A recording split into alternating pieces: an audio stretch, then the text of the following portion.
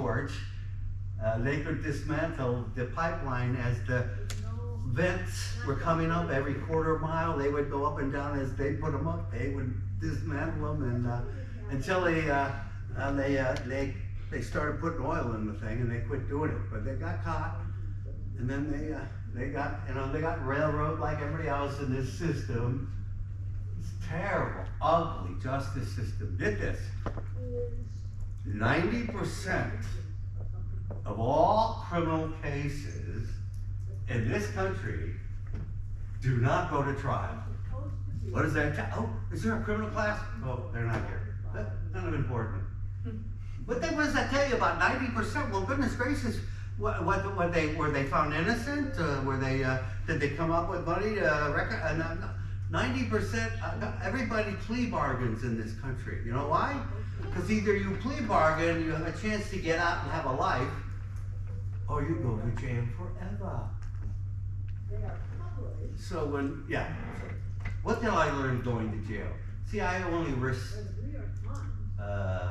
6 months every time I went. And then I did a Plowshare action. I did one Plowshare action. I got a hammer and blood onto a B52 Bomber at Andrews Air Force Base at an air show.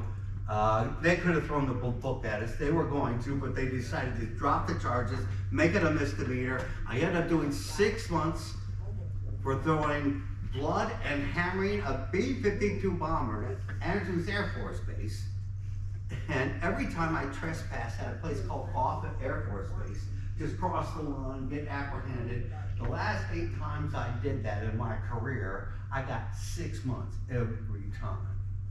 So apparently they take trespass a lot more serious in Omaha than they do hammering on a B-52 bomber at Andrews Air Force Base. It's all BS, the justice system. What did I say about justice? They gave them an original 8 charges. And 3 of them were mandatory 10-year sentences. And they confessed to everything, and they could make it stick, because that's what they do. That's how they played out their Plowshare action. So of course she went for the least charge, which was called a conspiracy. In a conspiracy, the judge had the from 0 to 20. That's a lot of difference in sentencing, and she ended up getting 8 years. Yeah, and then she's part of the resistance movement that we're part of, the Catholic Workers. Yes? Oh, no, I'm sorry, I'm just... Yeah, it's just that's why we go to jail. We go to jail to witness evil, the powers and principalities. This young woman, hero in my book, is doing this for us in the future, in water. Yeah, she's got a great rap. Now, I mentioned her because she's in and out of disciplinary, solitary confinement. Right now she's in solitary. This is the 3rd time. And apparently she would prefer to be in solitary because it's a lot easier on her than the general population. And then as it's going, they're saying like, well, no, you gotta leave. And she's saying, no, I want to stay in solitary. They're saying like, no, we need this cell for other disciplinary people, and if you need solitary, we can send you to another prison. And then she has relinquished and said, oh no, I'll go ahead and get back in. Now this is how she's doing her time. Somebody asked how I did my time. I did my time for only 6 months, all the time, never did a big day, never did a big sentence. I always believed I was visiting, and I was a better priest in jail than I was on the outside. I really did priestly stuff. I presented myself as a priest.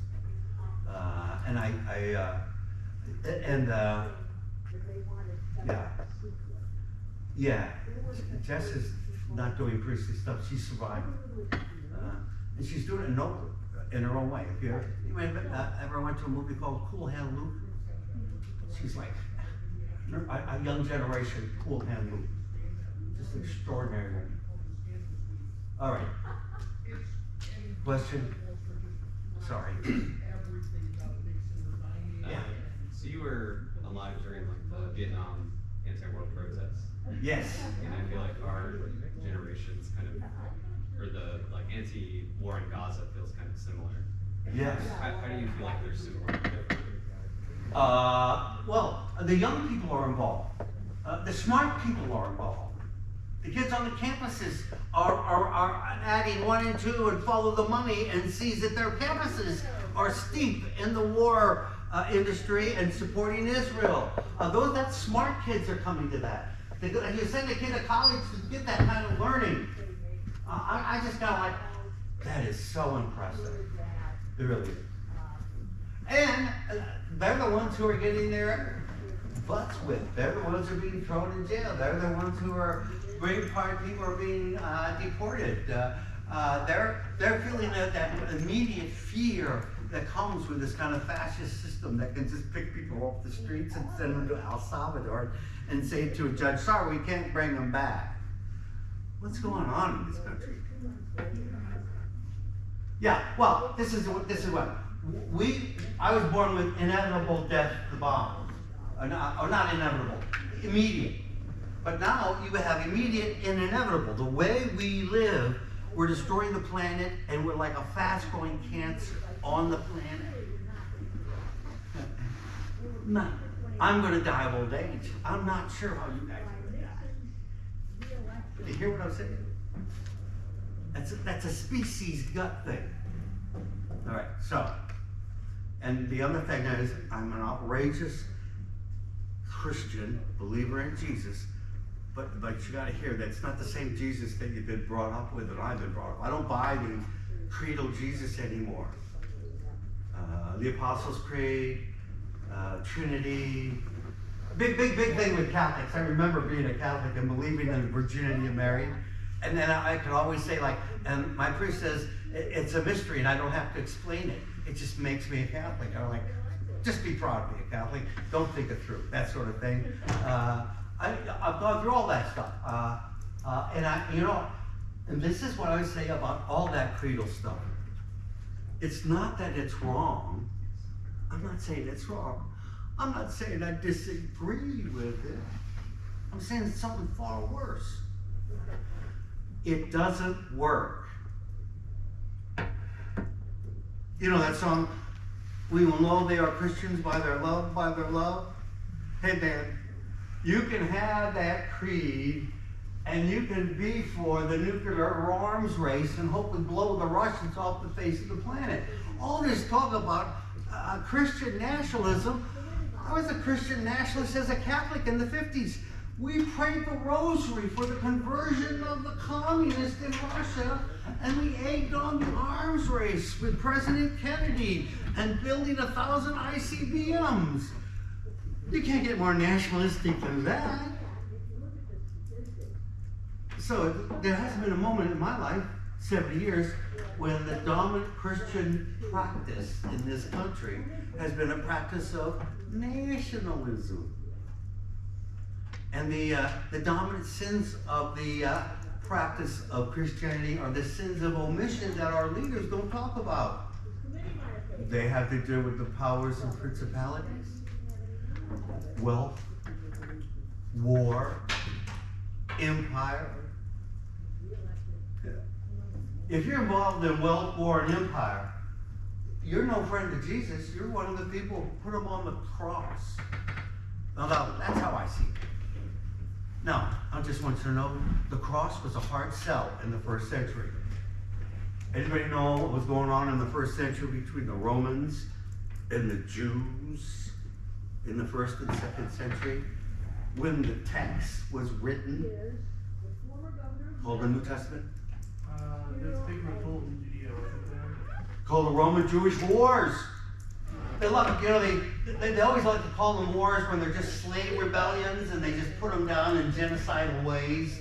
Like we got a war going on in Gaza. That ain't no war, that's a slave rebellion. The slaves rose up, they killed some of the master's people, and they're just getting destroyed.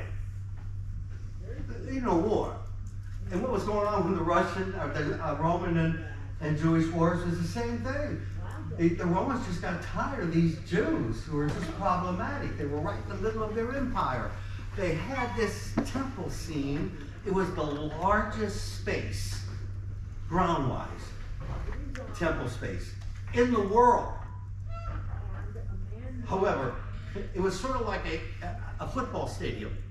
You have the football stadium, and then you have all the parking around. That's why the mount was the largest space. But the temple was very small and modest, because they didn't make images of God. There were no images of God in this temple. But they protected it like the big temple, and the Romans destroyed it in 70 AD. And they hung lots of Jews all over the place.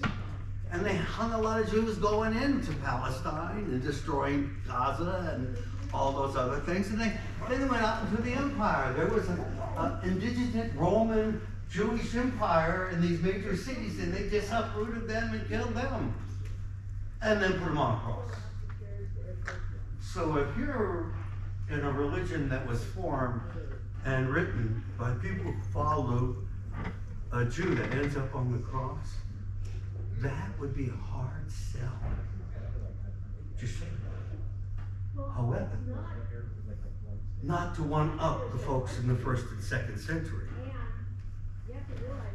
If you want to follow that same Jew in the 21st and 2nd century where we find ourselves, you live in this country, and you realize the worst human beings on the planet at the moment are American Christians. Now that's a hard sell. But I'm a coach. I'm living for a playbook. When I pray the Our Father, I don't talk about a kingdom somewhere else. I talk about a kingdom that manifests itself here on earth. And you don't have to be a rocket scientist to understand what the kingdom's all about if you read the playbook. Matthew, Mark, Luke, and John. Feed the hungry. Clothe the naked. Shelter the homeless. Welcome the strangers. Yes. Why do you think that the majority of people don't live that way? It's called the powers and principalities have this demon thing over us, and we act in ways that are less human. And it's all attached to, I have figured it out, I have the rubric code for how to see the manifestations of the powers and principalities. It has to do with wealth,